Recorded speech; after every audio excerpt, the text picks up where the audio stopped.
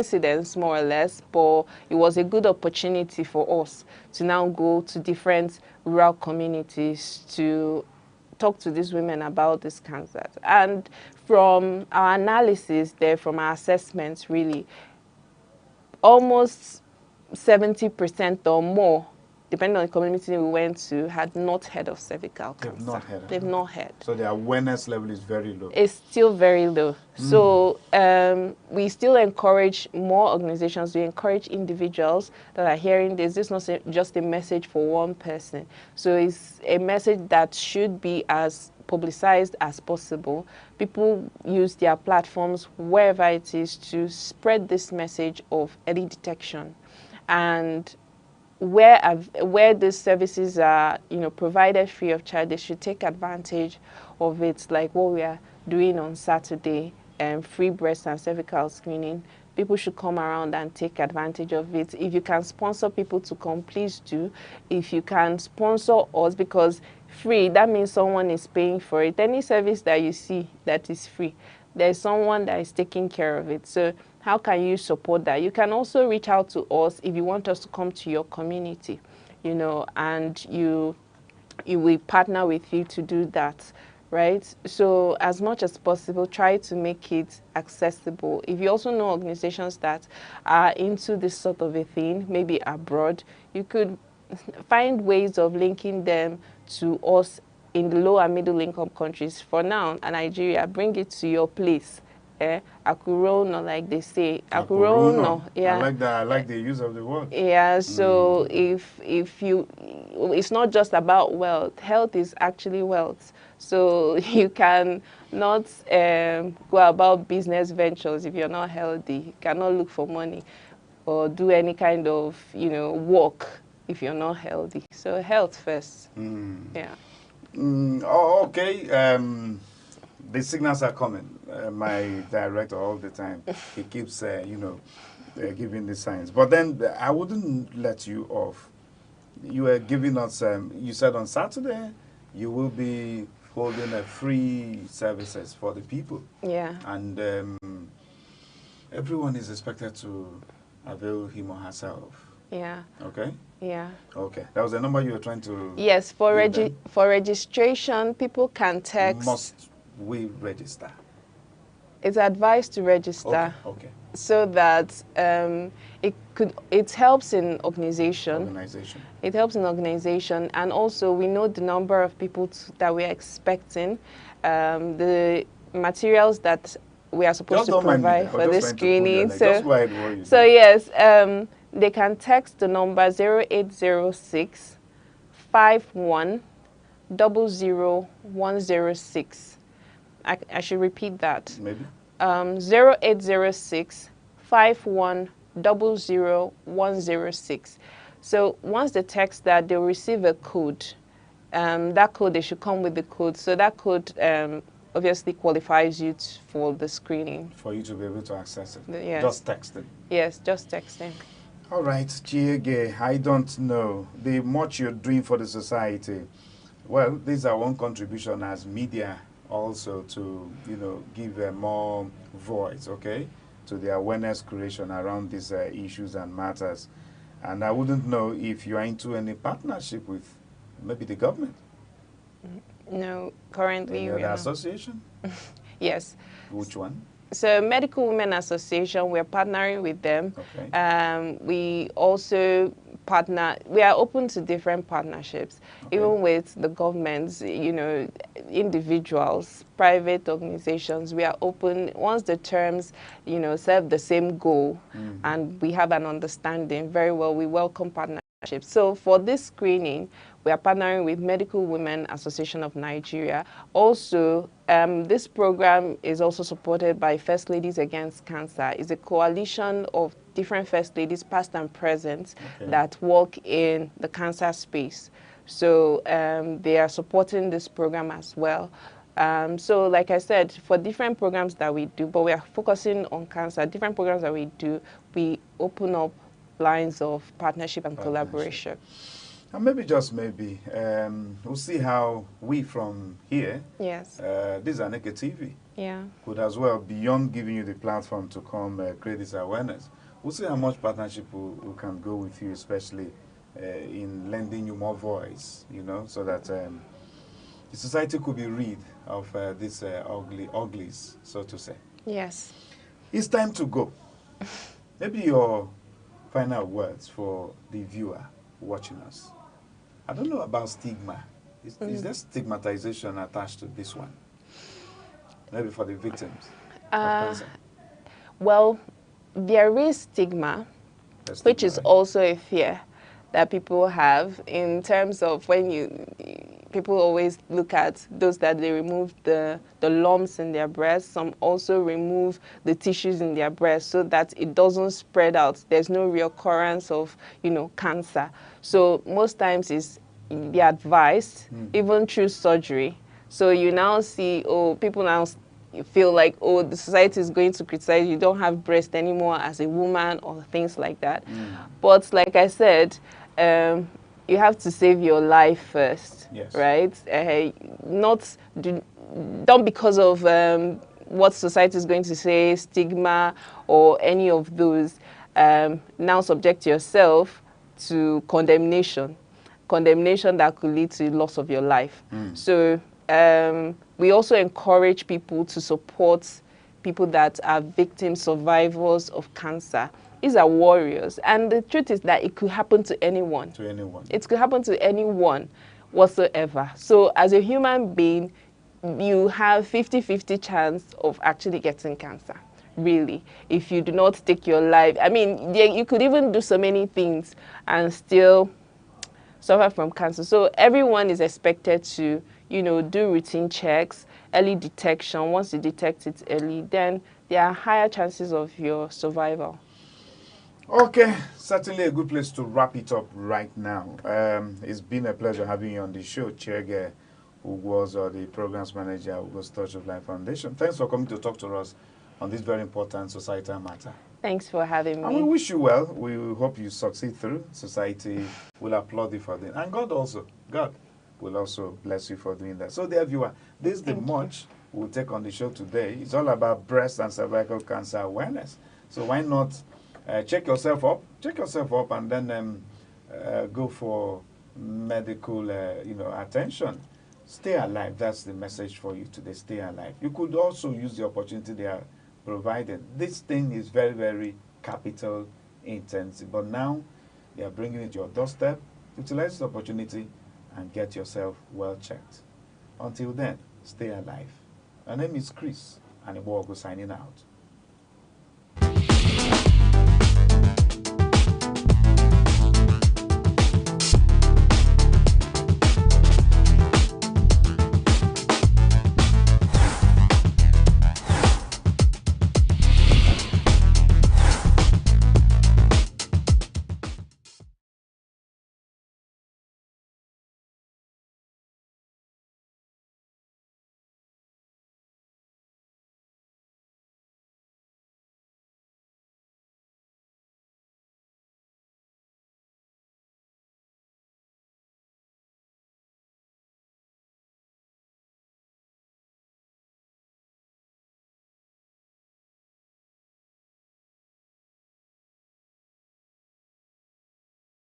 Hello, I'm Debra Wakoba. I am Chidimike Mede. I am Uche Osai. I'm Chiwendo Ifeonwankwe. My name is Obobina Samson. Please keep watching Aneke TV, or you can visit us on our socials like Instagram, Facebook, X, TikTok, or YouTube, all at Aneke TV. This is Aneke TV. We move with the world. The Federal Capital Territory, FCT, is a monumental city of edifice strategically designed to showcase the aesthetic beauty of a natural ambience, a land of opportunities often referred to as the center of unity. Abuja is the political hub of the nation, lying strategically at the center of Nigeria. It was officially designated as the capital in 1976, replacing Lagos, and formally became the seat of government in 1991. The decision to build Abuja was rooted in its central location, neutrality among Nigeria's diverse ethnic groups, and its vast land space, which made it perfect for expansion. Today, Abuja has grown into a well-planned, organized, and prestigious city that tells the story of Nigeria's unity and ambition. Early mornings in Abuja are alive with the buzzing sound of cars speeding through wide boulevards and flyovers. Porsche cars and executive luxury vehicles glide alongside long buses and motorcycles, painting a picture of a city where classes mix but remain distinct. It is a city where aristocrats, ruling elites, and key players of the capitalist industry share the same roads with artisans, traders, and ordinary Nigerians striving for daily survival. Yet, despite the aura of power, excellence, and wealth, Abuja is uniquely human. It is not unusual to see a minister of the Federal Republic or a high-ranking official standing in line at a shopping mall, waiting to buy one or two things like everyone else. That blend of prestige and simplicity is part of what makes Abuja truly alive. As the center of unity, Abuja is home to people from every corner of the nation, hosting over 5 major ethnic languages and countless cultural groups. Each carries its cultural emblem and beliefs, all interwoven into the city's cosmopolitan fabric. Added to this is Abuja's international status. Embassies from nearly every nation in the world stand tall within its borders, making it not just Nigeria's capital, but also a diplomatic hub where cultures, politics, and global relations converge. The city's uniqueness is greatly seen in its structures and landmarks. Its skyline boasts the impressive NNPC Towers, the Golden Domed National Mosque, the World Trade Center, the City Gate, and the imposing Federal Secretariat. The Central Bank of Nigeria rises as a symbol of economic authority, while the National Assembly complex represents democracy in action. Justice is anchored at the Supreme Court, and other high courts, and national pride gathers at the Bola Ahmed Tinubu International Conference Center, a hub for global summits and national dialogues. These monumental structures scattered across the city give Abuja its distinctive blend of power, beauty, and modernity. Abuja's districts are carefully planned and speak volumes of its identity. Maitama is mapped out as a residential haven for the wealthy, top politicians, and high-profile individuals. Asokoro is equally affluent, hosting ministers, governors, and ambassadors. Katampe Extension and Gazupe Estate are fast-rising luxury neighborhoods with scenic landscapes, while areas like Garki, Wuse, and Area 11 estates blend commercial activities with residential living. Each zone tells its own story, yet all are tied together by the city's larger vision of order and beauty. Infrastructure is one of Abuja's strongest assets.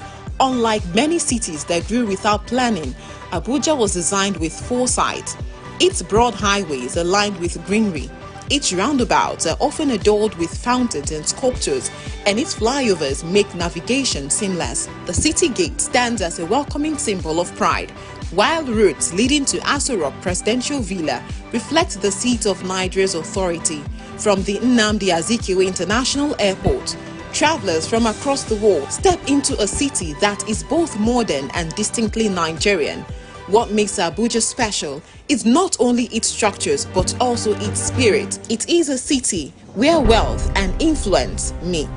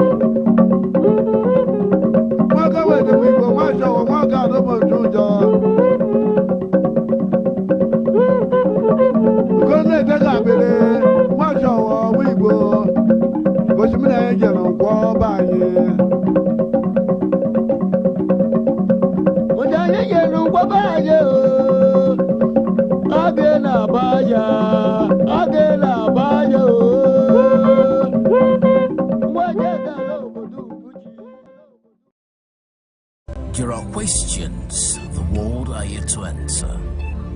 Truths buried in time, echoed in tradition, and hidden in the stars.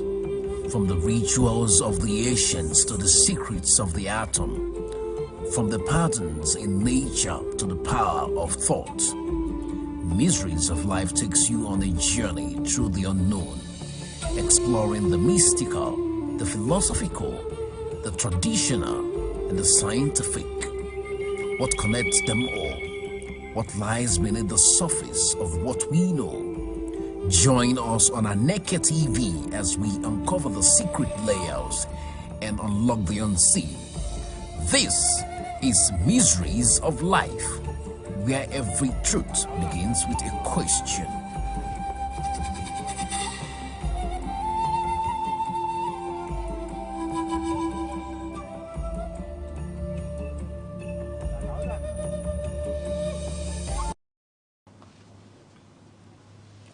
Welcome to our program, viewer, our program, Mysteries of Life. Today, we are going to look at graven images.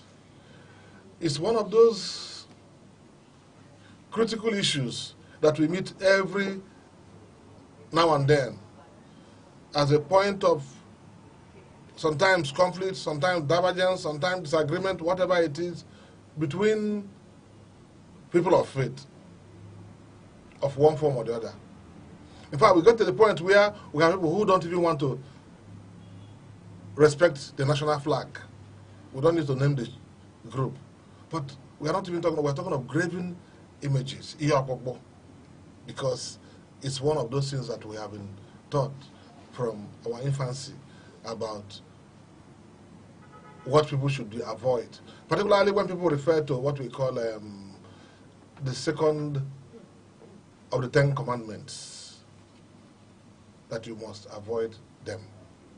And with me in the studio to look into this particular issue, we have a very senior Catholic priest, Reverend Father Benjamin Achi, not just a lecturer, the former director of the Catholic Communications Commission, Enugu Diocese. Reverend Achi, welcome to the program. Thank you so much, moderator. Thanks for having me. And by him, we have our regular discussant here, Mazi Anichukwu Gabriel Nnemeka. You know, I always like calling him like that because if you don't bring the Gabriel there, you will not think he's a Christian, but he is Gabriel, and because of that, I always like to go like that. He's a peace and conflict consultant. How do you come close and learn deep things about his life? Yeah, we wish to, Father, commence with you. You know, is it possible for us to worship in a void? Okay, well, you know, for us to have an altar in a void. Okay, well, thank you very much, moderator. I think that's a very fundamental question to ask when a conversation like this comes to the table. Yes, is this really something possible to have, you know, in a void? Well, we know that is not even very practicable because it is only God himself, the creator, who created ex nihilo, like we say it. It was only God who created out of nothing. The account of God of the creation, the first account of creation we have in Genesis said, I mean, the world was without void, with nothing, until God spoke the first word, let there be light. And every other thing we followed. We know all the details of the creation account. So it's only God that created out of nothing, and apart from that, no other person. It's only the omnipotent God who has the power to do that. Okay. But every other thing, like the things we experience, the things we have now, only proceed from the things already put in place by God. Okay. That was why the ancient Greek philosopher called Aristotle made that very popular epistemological statement. I will say it the way he said it in Latin. Nihil est in intellectu, quod non prius in sensu. Okay. There is nothing in the intellect that was not first in the senses. Okay. So the sense is important. You know, empirical philosophers, you know, empiricists are the people who place premium on the senses and what the senses, sensory perception. You know, the position of Aristotle is that whatever it is that we can actually conceive now, even in our minds, we already picture that in our senses. So the images we have today, there are some images made of things we have not seen. Like when you look at this little book of Bible stories for children, you see the image of God painted there. That is the image that is in people's mind, in their senses. So they now brought it forth. The way I'm thinking about this is what I picture God to look like. Yeah, this is what I picture God, and that's what they eventually should produce. So it is not really possible to worship in a void. You can't have an altar in a void, just to use the exact words. Okay, Master Nnemeka, now that you know, to help us solve this conflict, is it possible to have an altar in a void? It is not possible to have an altar in a void. Because nature avoids vacuum even. Nature is avoids vacuum. That's why even in Christian religion or any other religion, whenever you say you are converted and you don't stick to the source of your conversion, and that spirit will come in and take the abode. So there's no way. If you do any worship on altar in a void, then to whom do you erect the altar? For whom? No, in that void, there's no altar at all. There's no way an altar can exist in a void, because altar is created as to function, not in a vacuum, not in voidity, but in practicality. And in practicality, there must be a force. Okay. That will be the substructure for it to function. So I want to. I'm using it as a point of. So it's not possible. No, to have an altar in a void. It's not possible. Okay, fine. So let me continue with you before I get back to Father. Now that it's not possible, and we're discussing here graven images, and Father has brought about this issue of Aristotle, that there's something that is on the ground. That we talk about imagination without talking about what is already on the ground, something like that. It has been. It must have been somewhere. Yeah. Without it, otherwise. Yeah. So I don't want us to go back to images. So let us now, or imagination. Let me not go to that one now, because he has virtually taken it up. Yeah. So we are not going to Iyakubo. And there's always this problem with the other churches against the Catholic Church, that the Catholic people are worshipping Iyakubo, and it's against the second commandment. What do you think about that? They are not even against. They even tag the traditional religionists. No, I don't want to go to religion because we are going to come up with that. Okay. What is so good? The thing is that the Vatican Council, Second Vatican Council, says that in every culture there are certain truths in every culture, and the Catholic institution, the Church, Catholic Church, extracts the good and holy things existing in those cultures, which they can acculturate for the worship of God Almighty. So then when you talk of sculpture, all these graven images, I don't think that it is a sin before God. It should be accepted, because these are symbolism. They are symbolic in worship. Those things, I don't think that those things they are being worshipped, but they are channels having symbolic representations of the Almighty God or the servants of God. Because of the way you have moved now, I will go back to Father now before I come back to you. Because last time, if you remember, somebody made a point that those worshipping, using all those Yoruba, that they are worshipping demons. But that's by the way. So Father, because people feel that in the Catholic Church, that if you have a statue of Blessed Virgin Mary, or our Lord Jesus Christ, or St. Joseph, or St. Jude, or St. Gabriel, the Archangel, or Benjamin, even though Benjamin is a patriarch, but we don't have him as a saint. Yeah. Is there a Saint Benjamin? Yeah, exactly. That was a Roman deacon, actually. Okay, so Benjamin we know is a patriarch. Yes, exactly. Benjamin we know is a patriarch. Yeah. Now, so this issue of images, because I am looking at the very first person that did the Yogbo is God. Correct. The second account of creation in Genesis made it very clear. The very first person. Yes, so exactly. I wanted to move from there to talk to the people, because the first person that did the Yogbo is God, because God is person. Yeah. They said the person turn Chukwu.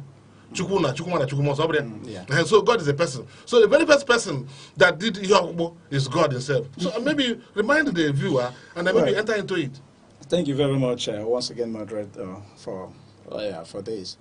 You are right in your submission a moment ago that God was the very first person to do some crafting, because there are two accounts of creation in Genesis. We are all Christians, and we are very conversant with the Torah. There are two accounts. Genesis chapter 1 was where God made everything by oral pronouncements. Then in the second account of creation we found in Genesis chapter 2, we were told that God, after eventually after having created things, now decided to make man his own graven image. Every translation of the Bible has that word, that let us make man in our own image and likeness. There is no translation of the scriptures that will not give you that word. That's number one. And when God wanted to do that, what did he do? From what he had already created already by his oral pronouncements, he decided to make an image which he eventually breathed into, and that became a human being. And when he wanted to give man a helper, what did he do? God went a step further, took something from the same man he has made, from the same image he has made of himself, to create another one that will be a helper to the man. So your submission is spot on, that God was the very first person to begin the business of creating images. Okay. You understand? So you're right. So you're right in that. So I'm coming to that. Now, God established this, and then we continue with that. You see, it beats me hollow when people are presenting this as an object of controversy, because it shouldn't actually be. This word worship is a very strong word, and people should be careful how they use it. You see, when you make an image, just like my brother rightly stated, images are representatives of something. They serve as a reminder to us of something. We know what images are. Photographs are images, and all of those, they are symbolic. That thing that is an image is not the real thing, but it reminds us of the real thing. So that is actually what it is.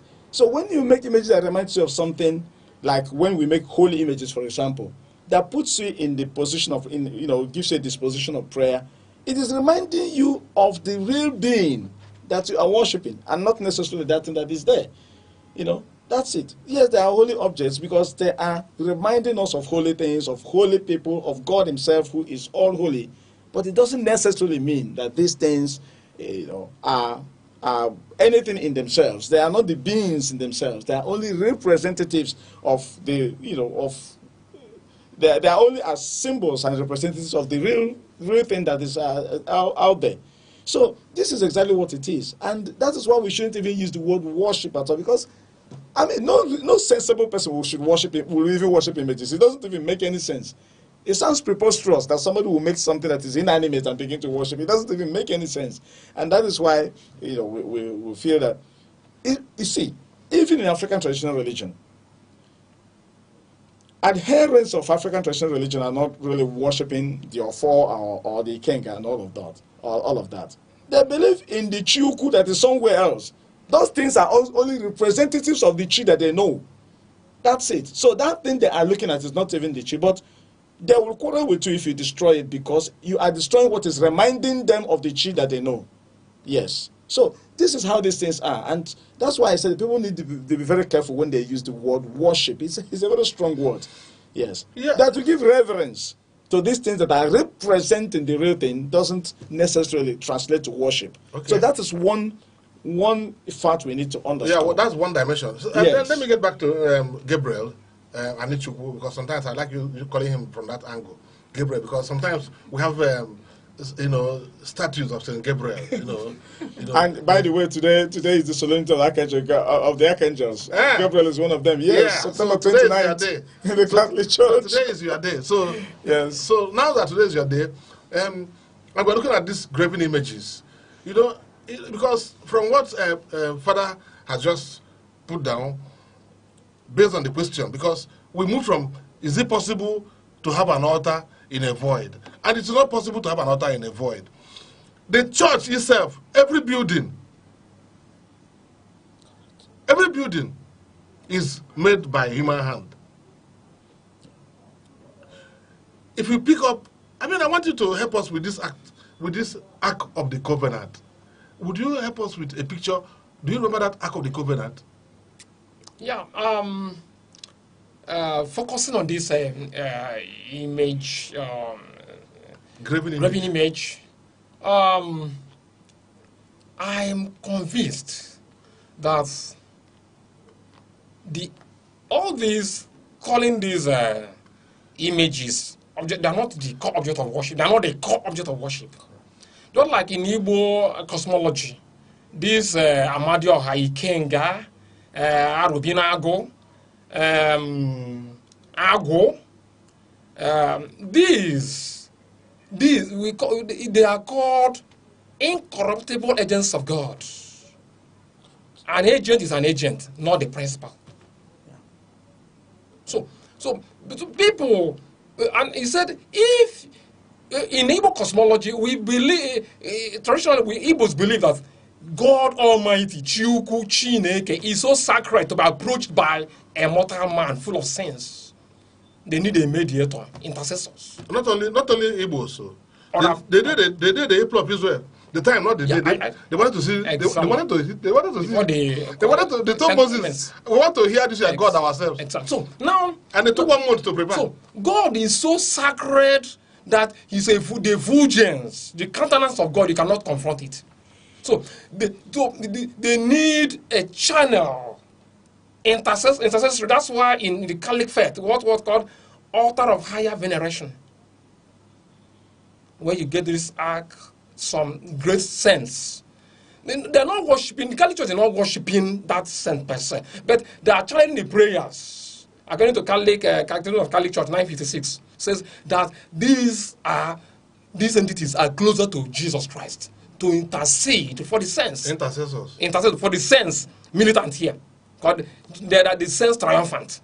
So now, in Igbo, when I place the Ikenga, that's why there's something strange, and I will say it.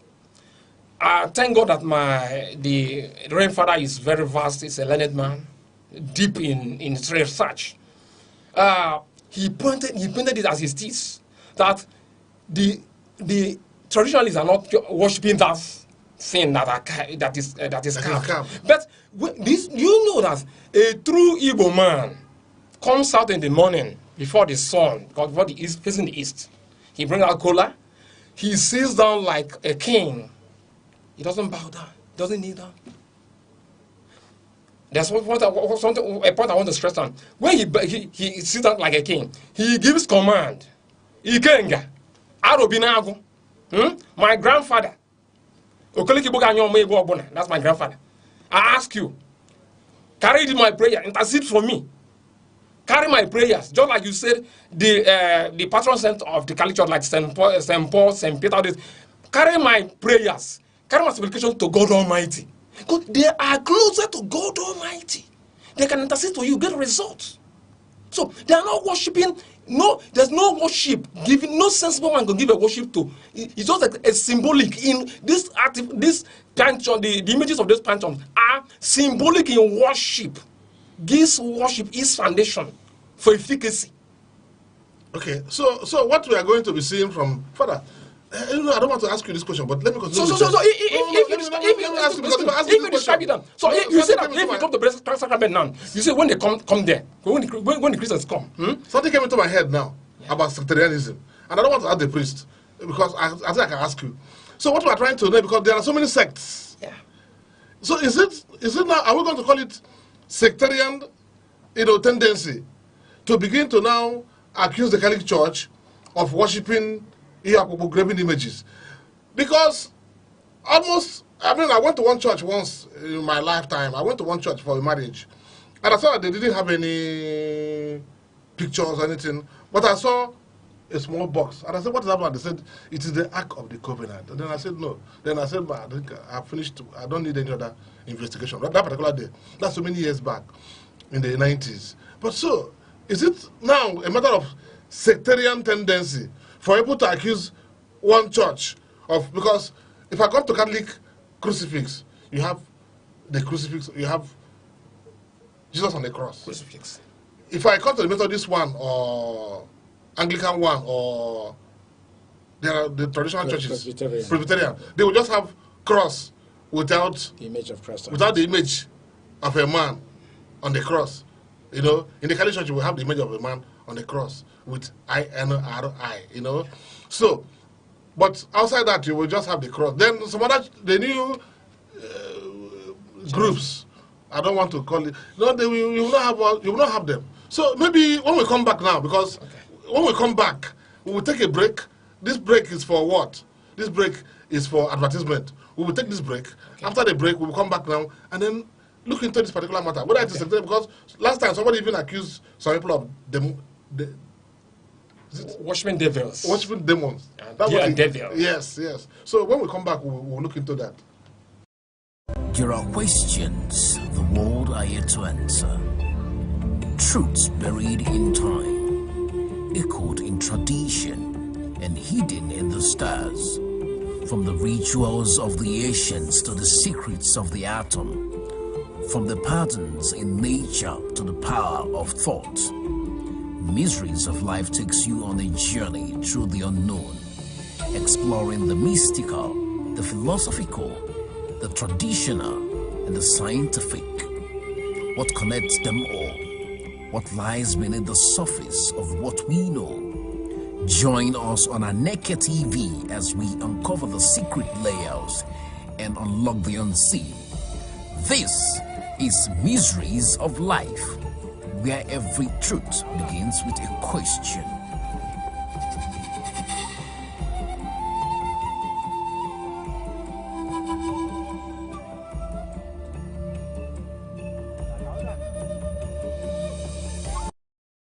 Yeah, welcome back, viewer. We have taken our break for advertisement, and we wish to have more people participate in this because we need to get our people to know more.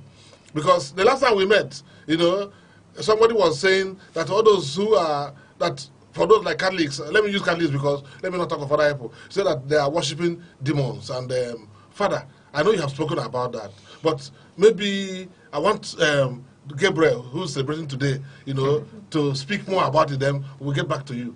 You know, this idea that those who worship graven images, because I later found out that as I was walking through over the road and other parts of Enugu, I was seeing engravers. You know, then I saw those who make plaques and so on and so on. Then I watched what happened last weekend, you know, where there was the military parade, the personal parade of the NDA. And then I was happy. I was in, and I was watching what was going on. So these graven images. So I wanted to look at that. Is it like demon worship or bringing demon and so on and so on? The greatest demon is unseen. Okay. Our thought forms is greatest demon we can have in life, because from thoughts comes creation. Okay. That church or that church personality saying that the Catholic Church or the traditional religion people are worshiping images, are worshiping devils. The holy apparel, some people wear what they call bulletproof. Yes. These scapula, all these crucifix, they are sacramentals. They're sacramentals. They are not being worshipped. Yeah, like those who put on bulletproof now. And we don't need to know the church. I was in a program. I said that whoever puts apron so that bullet will not enter, there's no difference between him and those person who did Odeshi from Didi. The same thing. Okay. Yes. So, Father, I think we now come to you because based on this thing that we have, because you know people normally say that the Catholics worship all these statues, and we have cleared that already. Because when God after making the first Iyakubo, God, what did he do? He first of all did the Iyakubo. Then after that he breathed his spirit into it, and it became a living. So we have two things: one, that God did the Iyakubo as the first person that did the Iyakubo. Then he breathed into it the breath of life, and it became a living being. Then he did another engraving. I don't want to talk of all those altars, because at every stage of the journey of our father Abraham, he said Abraham got to this place and he built an altar, and he couldn't have built an altar in a void. He must have put one or two or three things together, like he mentioned our ancestors. Yeah. Igbo traditional religion until today. Then Abraham left. Then even after that, then the man called our father Isaac, after wrestling with the angel in Bethel, isn't it? He built an altar there. Yeah. Did he build it in a void? What he put up one or two or three things together and called that place an altar. Yeah. So and we went on and we went on and went on and we met Moses, and then Moses came down with the two plates of the 10 commandments. Yeah. He said, written in the fingers of God, the artwork of God, in that graven image. So No, why do you think people normally want to demonize the Catholic Church? What is the problem? Well, I will go back to the question you asked first. Yes. You know, is it now sectarian? What is actually underlying that attack, that onslaught? Okay. Most of the times, I mean, you've called it what it is. It's just people trying to pick quarrel, you know, where there is none. You know, trying to demonize what. You know, there's this feeling of what? I wouldn't want to use over holiness. No, not really that. You know, you feel challenged by the larger than life image of the other person. Okay. Yes. Okay. Like you are now, you are a professor in the university. I haven't attained to the rank of a professor. Yes, I'm a lecturer myself, but you are a professor already, Okay. which is the highest point one can reach. And then I begin to demonize or antagonize everything you do after he's a professor and so what and all that. Okay. The truth is, this person rose through the ranks in the academia and became a professor. Yeah. Good. All I should do is to make efforts to understand, or when you are teaching, I should be able to listen to you because this is a professor in this discipline, Yes. and he knows better than me in that area. Yeah. I mean, the problem that people have is not being open-minded enough to know that, look, you just admit this because most often when you engage people who antagonists in a conversation like this, you see them contradicting themselves. Just like what you said a moment ago, you just narrated, you recanted your experience of people who, you know, had problem with images, and you went to the same church where the preacher will always speak against images to see a box that is called an Ark of Covenant, Yes. reminding us of the Old Testament times, Yes. where they had an ark that the people of Israel considered sacred. Yes. Now you have a thing like that, and you still come up. You are contradicting yourself because you are having something that is representing that image as this saying, "Oh, it's not good for people to keep it." You are condemning yourself in the process. So I think that's just the point, because there is no argument against the making of images that will even fly. The same person that is speaking against images have very big images of their father, of their mother, of their children, family pictures in their houses all over the place. They don't know those are images as well. Or image of himself and his wife. And his wife. As the papa and the daddy Exactly. and the mommy Yes. of their In the Lord. congregation. Yes. in the Lord. I think Daddy in the sorry. Lord. I think Mommy maybe in the I didn't add that one. Daddy and mommy in the Lord. In the Exactly. Lord, okay. And they don't joke with those images. In fact, they can take a bullet in defense of those images, and they can kill you if you tamper with those images. There are people like that. In fact, the contradiction in this whole conversation, in this whole thing, is that people who speak against the use of images are people who are ready to lay down their life in defense of images. That's the point. Just like you said, the image of the GO and his wife is so important that they are ready to do anything, including even laying down their lives. I think to you mentioned defend one it. point. This the bulletproof. Yes. When you put this Yes. that apron and they call it bulletproof. So these are the issues. Person who did Odesh. And they don't even know that that thing they're wearing actually representing or something. Yes. The person wearing that apron, for those the sect that wear it, believe that, okay, this is God protecting me. Yes. I'm wearing this in God's name, and I know that once I'm wearing this, I'm fine free, and protected, yes. and nothing will happen to me. Fine. They don't know that already represents something. Worship. So if you want to have everything in the world of ideas, then you shouldn't have it. So Is it even possible to have it in the world of ideas? that is the point. And that was why I quoted Aristotle initially, Yes. who said there is nothing in the intellect that was not first in the senses. Good. I mean, nobody has contested that submission of Aristotle. Nobody has contested it. You know, philosophers over time will always come back to it and say, look, the ancient Greek philosopher was right. So because you spoke it in Latin, Yes. let me now say it in Igbo. Oya iluchukwu kana mkpụrụ obi. Thank you very much. Exactly. Not my catechism. Yes. Oya iluchukwu kana mkpụrụ obi. Because inside God has given us, and you used it. God has given us that. But thought in forms. our senses already. Yes. As you are seated here now, Yes. you can picture God in your head. Yes. Nobody has seen God. Yes. But you have an image of who God is. Except Moses that saw the back. Thank you. Except Moses that saw only the back. Thank you. Not So you beyond the have back. you have an image of God in your head. Okay. Just like the images you see these days. We don't have technology and all that can give us the accurate image of Jesus Christ. But we know he lived some 2,000 and something. Yeah, well, I think years they are still And trying to get the voice of Jesus Christ.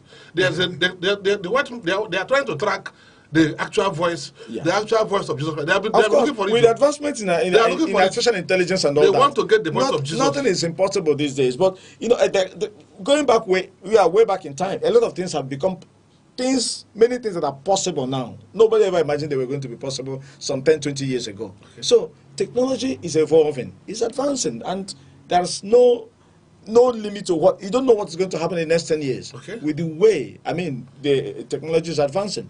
So this is how it is. I think most often people just argue just because they want to argue, and because they feel, this people's image is so intimidating. This people's position is so intimidating. That was something my brother said, off camera, that the Catholic Church is the most organized institution. It's the oldest institution, of course. And whenever you have that kind of position, if you are a giant tree and you're standing by the road, you be ready to see people. So maybe there's stones at you. Maybe there's envy and giving you some nice. Okay, thoughts. I like that idea of the giant tree. Yes, that's what. Yes, it's always the case. So whenever you have a knife and you want to put your machete somewhere, you put it on that. On that tree. And if that giant tree is bearing fruits, just quite desirable fruits, you can be sure children will be throwing stones at that fruit, at that tree, every now and then. So that's exactly what is happening to the Catholic Church. Well, it's no surprise. So the problem is not with engravement. It's not. Because we have engravers. Yeah. People are paid for having engravement in their various pictures. And there's something what a lot of us don't know. Okay. No religion is superior to the other. Okay. Because religion is a product of perception. Man seeking God. Perception. Yes. No, it's not an empirical. It's not empirical. Yeah. I think it's empirical. Okay. When you talk of heaven, yes, it's all based on revelation. It's a revelation institution. Nobody has gone there and come back verifiable through tangible physical sciences. It's belief. So whatever Veda says to a Hinduist, he believes. Yes. Whatever the Holy Bible says to a Christian, he believes. Whatever the Holy Quran says to a Muslim, he believes. Whatever oral tradition says to an Afro traditionalist, he believes. So, but when you look at all these things to show you that there is truth in what all this, that's why I said the Vatican Council, the Second Vatican Council says that whatever is holy and truthful in other cultures should be acculturated in the Catholic Church, and it's working for them. It's working for the church.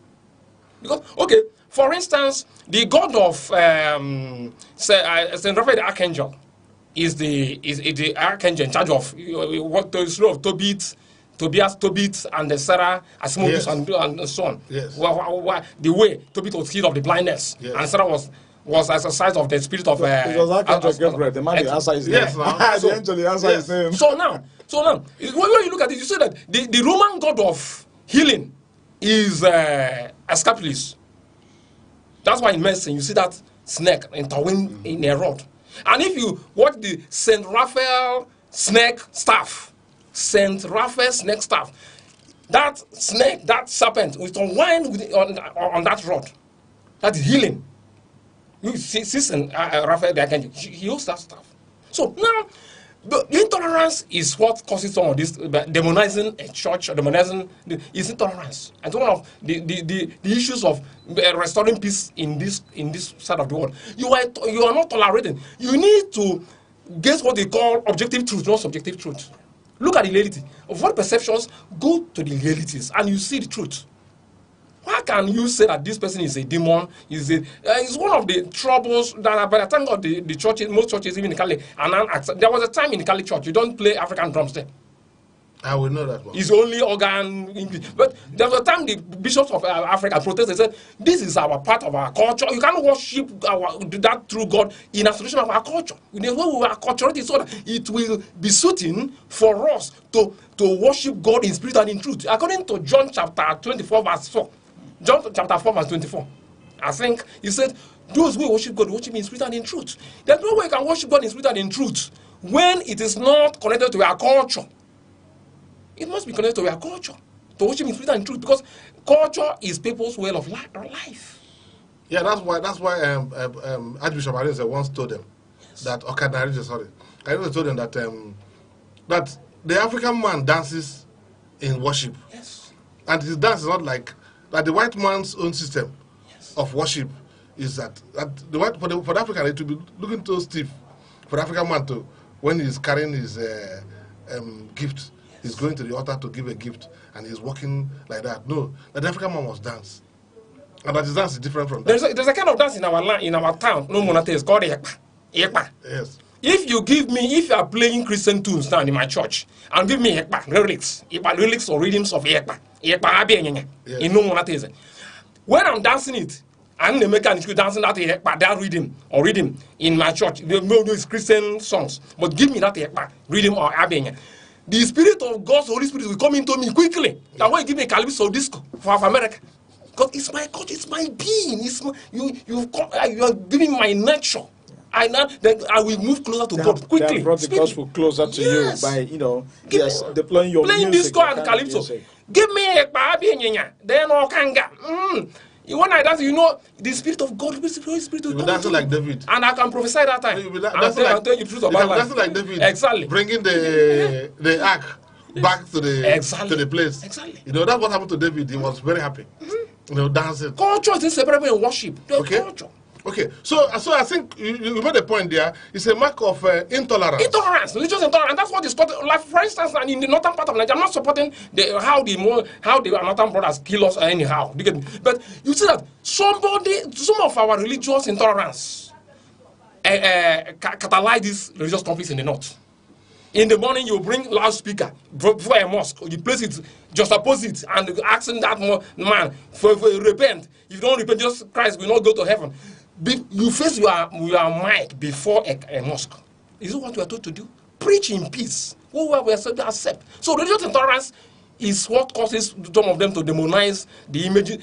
Church said it's evil, it's the devil, demon. What makes you demon is you are taught. Whoever lives in the rule of golden rule, don't understand which other are doing to you. It's not a devil. That's fulfill the prophets and the law according to Jesus Christ. Whoever loves, when you love, you cannot sin. Okay. And law came because of sin. Because Jesus Christ came to bring love to us. That's why he that believes in Jesus does not sin. Okay. So whoever does not believe in Jesus Christ, when being a Christian, you don't love, you are prone to sin. And that's why you're under condemnation. Okay. So law is greater because of sin. Even in criminology, deterrence is because of violations of laws and orders and regulations of the society. Okay. So further, I think we have got to the point where we have an understanding that most of this the perception is misperception.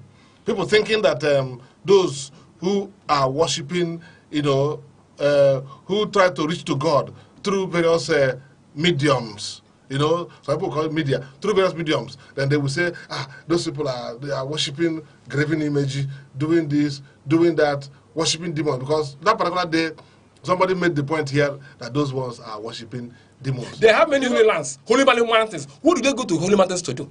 What do they go to some Shiloh, all these things to do? They are going to a sacred place. Is it not the image? Yeah, but that's. I think I'm getting to a point where you said that it is unscientific.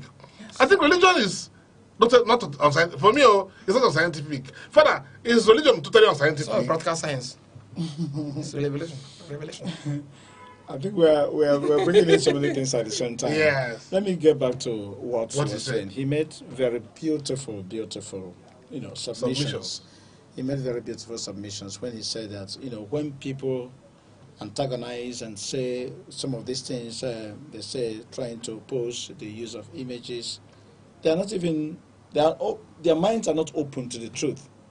These things are born out of deep-seated bias, It's just bias, and you know what usually happens in bias? You're in academia. Once there is that bias, once one's mind is not open to the truth, you cannot get to the truth when you have deep-seated bias. It's not possible. It's true. The mark of a truly knowledgeable person is you are having an interlocution. You are in a conversation.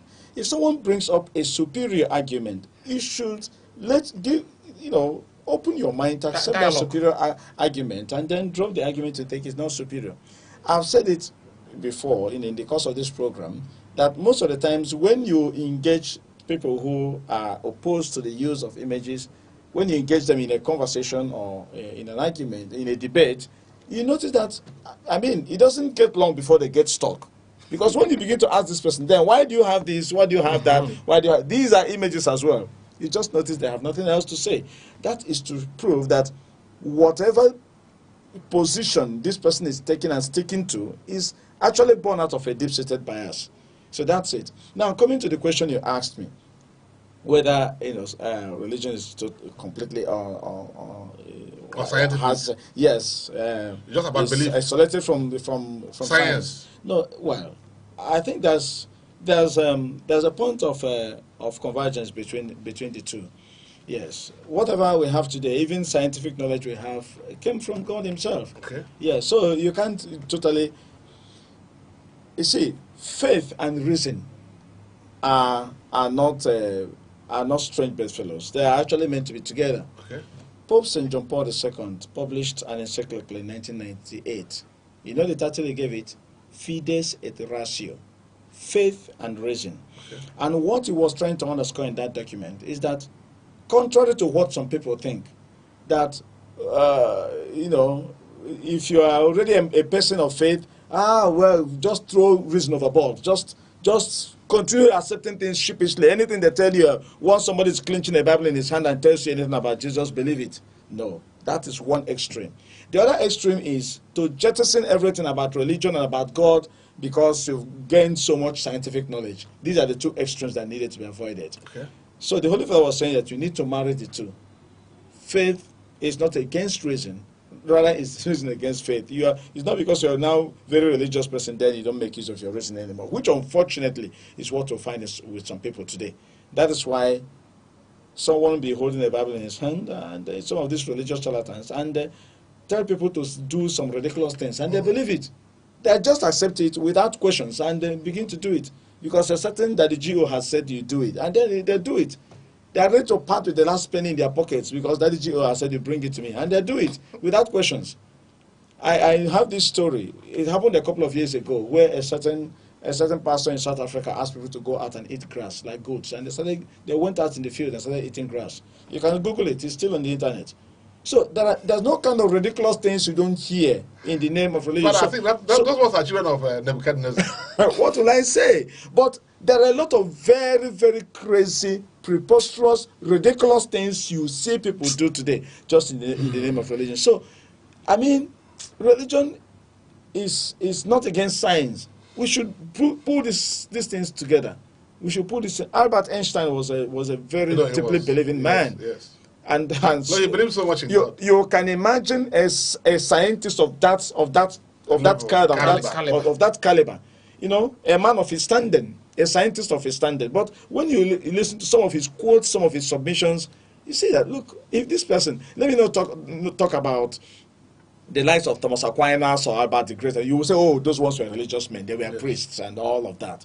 But what do you say about Albert Einstein? Yes. He wasn't a priest, he wasn't anything, he wasn't he believed in God. Yes, but you see, I'm telling you, so to have had that depth of scientific knowledge and still believing in God, I should tell you. There's something I wanted to help this you man saw. There's a man that, Socrates. He said something like this. Yes, Yes, he was the father of all these other people. Fine. He said in everything, he said argue, something like that. He said, and then reason with people. That's because Socratic method. Yeah, yes. Socratic method. Yeah, the Socratic research. dialogue. Yes. But that's the way he put it. That in everything you must learn to argue, but that you must learn to reason with people.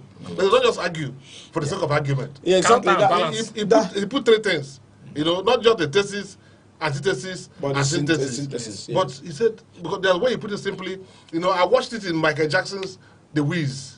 Okay. In those days, I don't know Michael Jackson, who died so many years back, but I watched it in that film. Yeah. He said, in everything, you must reason, then you must argue. First of all, argue anything that comes before you. Open to contrary perceptions. Then before you now reason. Because people are not bringing that. But I like what you said, that we must learn to do what? We must learn. Faith is not against reason. Yeah. Exactly. You must have reason. You need to marry but you also have to have faith. Yes. Because when I watched how the man walked out, Albert Einstein, there was one of the theories he walked out, and he said, no, what about God? Then there's one Stephen, that died sometime in this particular century. He was also always talking about God. All things come from God. He was always talking about God. A theoretical physicist. All things come from God. He always talking about God. So I think there's something that you two of you have brought about, this issue of bias, issue of intolerance. people should engage. Yeah. People should engage. Engagement is and then when you constructive come, engagement. Constructively. Dialogue. Yes, not just about dialogue, but engage. When you see the truth, say that this is true. Yes. Don't come Yield up to that truth. Yes, don't yield to the truth. Yes. And don't bring in this idea of what we call sour grapeism, because it doesn't belong to me. You know, that grape must be sour. Yeah. It is bad because it's not our own. How do they do it in Nigeria? I said, if a thief is our own thief, it's a No good problems. thief. No, Yes, he can it's continue. It's our thief. So maybe you are bringing it up. So for the viewer, I think, or the listener. Yeah. Okay. Yeah. For the viewer, for the listener, because sometimes we also have people who don't see, who are blind. But they hear. For the viewer and for the listener, it's always important that we bring up this issue of, how do we bring down the biases in our minds? How do we save ourselves from intolerance? How do we have an open mind in looking at things? There's always science in everything we do, including in religion. There's always science. At least I know that in the Catholic Church, for somebody to be a saint, it takes a whole process. Even before we became Christians and we became Catholics, our people have always had their own ways of doing things, including these various, molded things, images. We have always had it. Yes, before 2,000 years ago, we have always had images, because these images help us as things of focus, in our worship patterns, so that people should not, what do we have? Your last message to the listener or viewer today? Okay, well, my last message is simple. When conversations like this come to table, please, it is important to maintain an open mind. If you are having that engagement, we talked about constructive engagement a moment ago. It's very important. It is key to appreciating the things of life. There are so many mysteries. There are so many things we don't know. But the important thing is, when we have conversations like this, don't come from the perspective of bias, from the perspective of sentiments. Just keep your mind open, have clear conversations, debates on these things, and when you spot superior arguments, yield to that. That is what makes a knowledgeable person. Okay. Yeah, the peace and conflict man. How do you make this world a better place? How we can make it a better place is that I'm not against images. Whatever images we create in your soul or in your being, let it be an image that tallies with the golden rule. Okay. Do unto others, I wish others do unto you. Good. And this will be a peaceful world. Okay. Because most of the conflicts we have today is like intolerance. Whenever you're intolerant of mine, you make the greatest statement about a religion, I'll not be happy with you. Okay. We know that no religion is superior to the other. Okay. So, live your life in tandem with the golden rule. Okay. Do unto others, I wish others do unto you.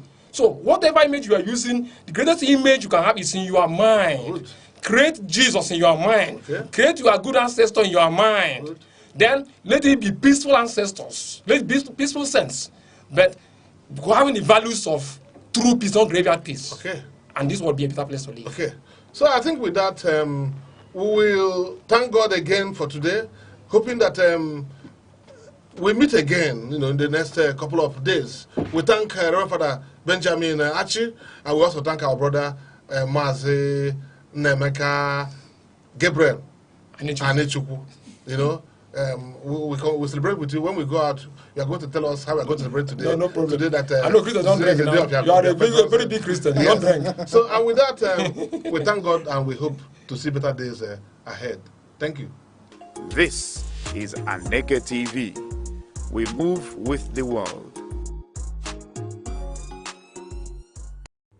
Life.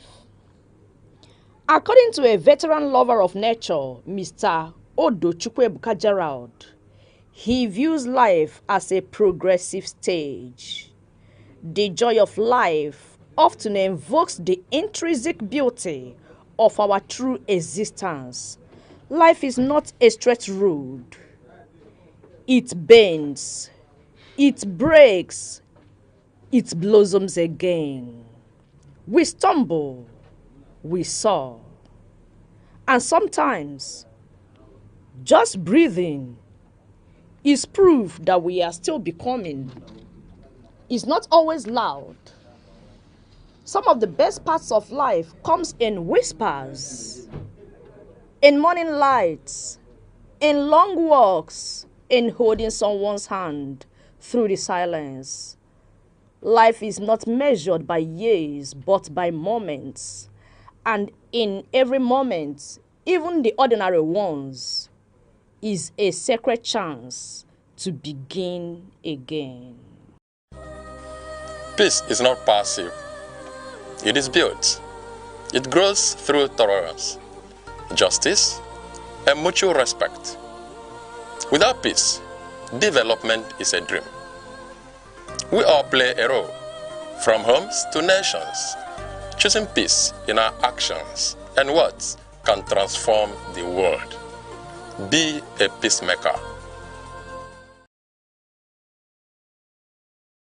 Sports build discipline, teamwork, and strength. From football fields to basketball courts, sports teach focus and resilience. Support sports. They keep youth engaged, healthy, and off dangerous paths. Every champion started with a single game.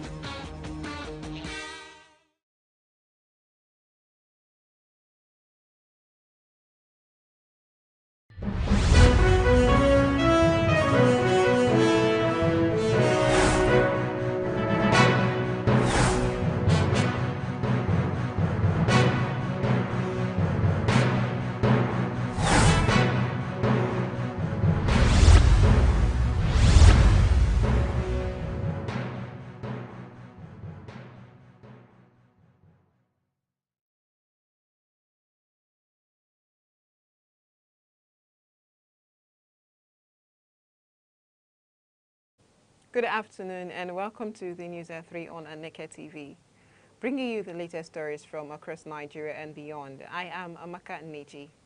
Now the major headlines. NEMA receives 147 stranded Nigerians from Libya. Court fixes October 31 for judgment in the PDP National Council case. Zamfara governor approves salary backlog for reinstated teachers. Edo State to recruit 3,000 more teachers. Cross River intensifying maternal health reforms. Now the news in details. We begin with the return of another batch of stranded Nigerians from Libya. The National Emergency Management Agency, NEMA, has received 147 Nigerians who voluntarily returned from Libya under the Assisted Voluntary Return Program coordinated by the International Organization for Migration, IOM, in partnership with the federal government. The returnees arrived at the cargo terminal of the Murtala Mohammed International Airport, Lagos, comprising 100 adults, 34 children and 13 infants. Officials of the Nigeria Immigration Service conducted biometric registration to ensure proper identification and reintegration. NEMA confirmed that the returnees were provided with food, medical care, counseling and transport assistance to support their resettlement. In 2024 alone, more than 4,700 Nigerians were brought home under the same program, with Libya accounting for the highest number of cases. In politics, the fate of the PDP National Convention now hangs in the balance. A federal high court in Abuja has fixed October 31 for judgment in a case challenging the legality of the planned convention. 3 party members approached the court, arguing that no valid congresses were held in 14 states before the National Working Committee issued the convention notice, a move they say violates the party's constitution. The Council asked the court to halt preparations for the convention scheduled for November 15 and 16 in Ibadan. However, Council to the PDP urged dismissal of the case, arguing that party conventions remain internal affairs. Justice James Omotosho maintained his earlier order, directing all parties to maintain the status quo until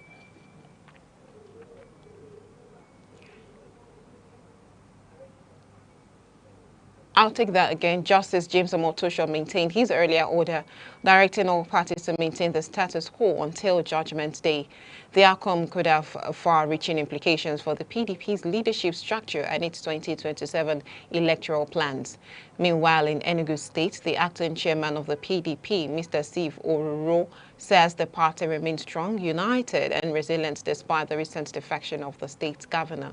Speaking to journalists in Enugu, Mr. Oruro pledged to reawaken the party spirit and sustain members' confidence, noting that the PDP's values and legacy remain deeply rooted. He urged members to view the governor's defection as a constitutional right and an opportunity to rebuild, stressing that the Enugu PDP remains firm, formidable, and people-centered. Now we head to electoral matters. The Independent National Electoral Commission INEC says over 8 million Nigerians have completed pre-online registration in the ongoing Continuous Voter Registration CVR exercise. According to INEC's Week 9 report, Imo State leads with over 826,000 registrants, followed by Lagos and Ogun State, while Yobe recorded the lowest turnout with just over 2,700 registrations.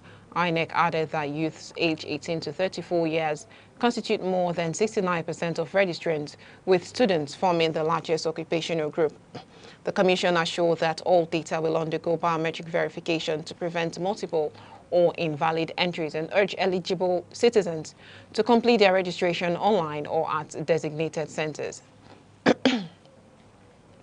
In education, in Zamfara State, Governor Dauda Lawal has approved the reinstatement of 103 teachers and payment of their 7-month salary arrears. The teachers were among 780 workers suspended earlier this year after a verification exercise. Education Commissioner Wadatu Madawaki said the suspension resulted from administrative errors and the affected teachers have now been cleared. The governor's decision, he added, reflects his commitment to fairness and due process in the civil service. In Edo State, Governor Monday Okpebolo has announced plans to recruit 3,000 new teachers to strengthen manpower in public schools. This comes shortly after 5,000 contract teachers were offered permanent employment. Receiving a Lifetime Achievement Award from the Nigeria Union of Teachers, the governor said the recruitment will reduce classroom congestion and improve learning outcomes.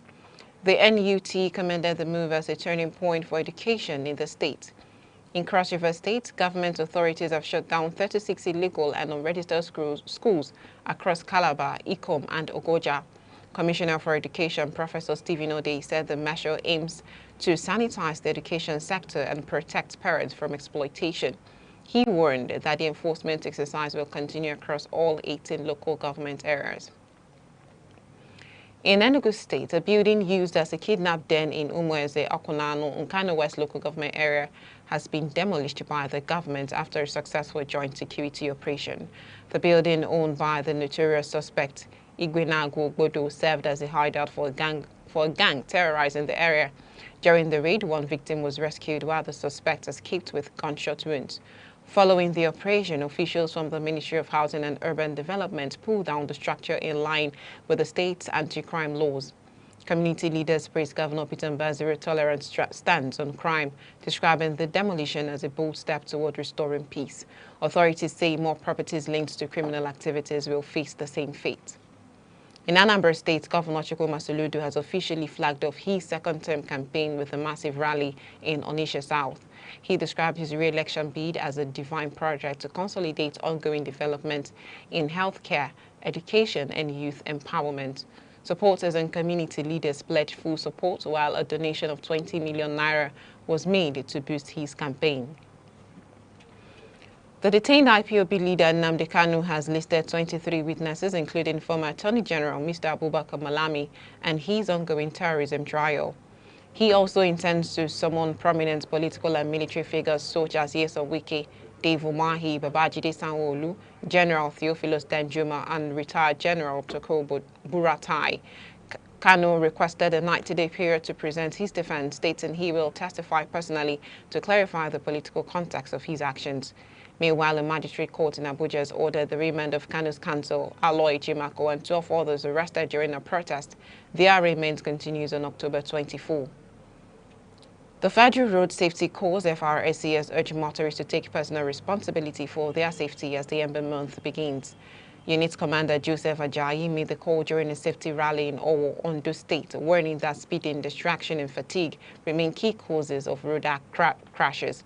The campaign is part of FRSC's 2025 national strategy to reduce accidents and ensure safer roads. In health, in Cross River State again, the government has launched a high-level task force to reduce maternal and newborn deaths under the Maternal and Neonatal Mortality Reduction Innovation Initiative. Health Commissioner Dr. Henry Egbe Ayuk said the goal is to cut maternal deaths by 30% before 2030 with support from the World Health Organization and their partners. In business, the Naira traded steadily today at the official rate of about 1,464 Naira per dollar, while the parallel market averaged between 1,480 and 1,495 Naira. Traders attribute the stability to improved liquidity and recent central bank reforms. In the world of sports, Nigeria will host the Maiden Africa Running Conference in Lagos. Organized by the National Sports Commission in partnership with World Athletics, the two-day event will include workshops and a road race following the 2026 Lagos Marathon. NSA Chairman Malam Shehu Diko described the conference as a game-changer for fitness, talent development and sports investment. Now we head to the world of entertainment. Former U.S. President Kamala Harris will join Nigerian author Chimamanda Ngozi Adichie on stage on Thursday at the London Literature Festival. The sold-out event is part of Harris's 107 days book tour, where she will discuss leadership, identity, and political lessons.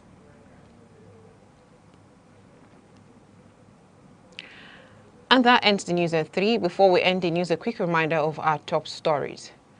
NEMA has received 147 stranded Nigerians from Libya under the IOM's voluntary return program.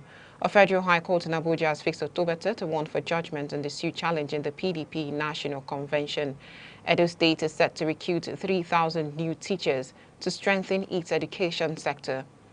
And that ends the news at 3 p.m. For more updates and breaking stories, visit our social media handles or call 0703-043-7110 for eyewitness reports. On behalf of the producer, Chidimma Asogwa, and the entire news team here at Aneke TV, I am Amaka Nnichi. Thank you for joining us.